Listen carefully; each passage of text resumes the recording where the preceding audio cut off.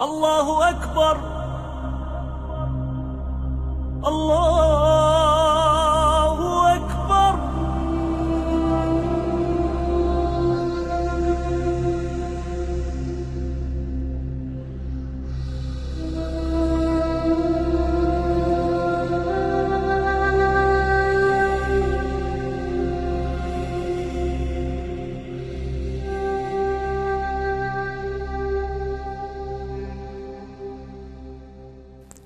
Bismillahir Rahmanir Rahim. Alhamdulillahi Rabbil Alameen. Dear brothers and sisters, Assalamu alaikum wa rahmatullahi wa barakatuh.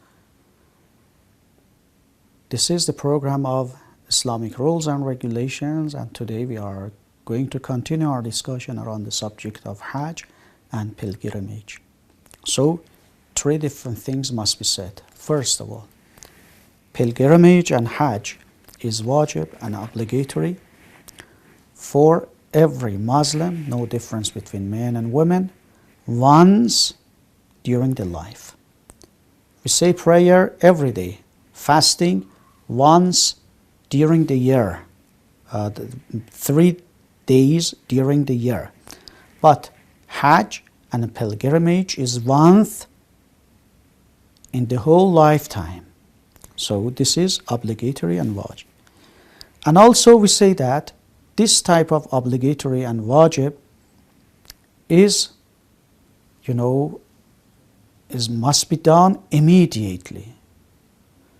So we cannot delay Hajj, for the next year or so on.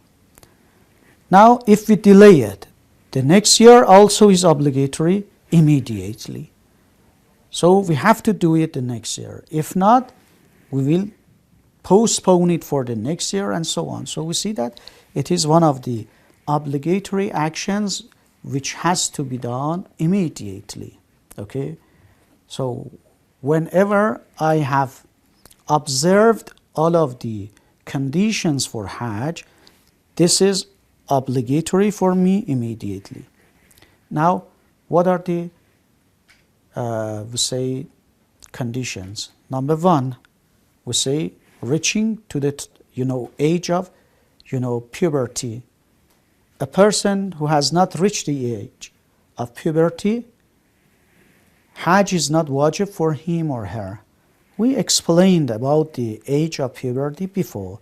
We see that almost for girls at the age of 9 and boys at the age of 15, but it is also different. We explained it before. Number two, another condition is being a sane person. So, a stupid person or so on, who is not a sane person also, this action is not obligatory and wajib for him or her. And after that, he must be a free person. He shouldn't be a slave, man or woman, no difference. And number four, which is very important, having the ability. What's the meaning of ability? You say that ability of financial.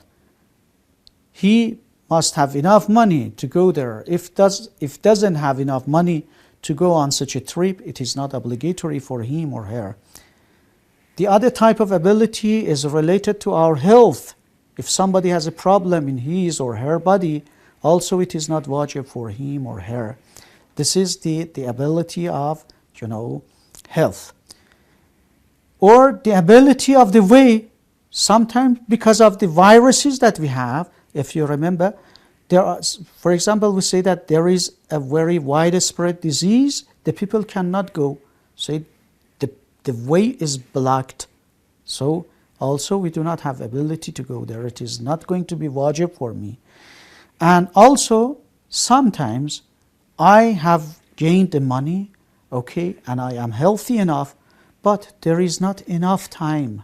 If I want to go to Hajj, I cannot reach on time. So this year is not obligatory for me.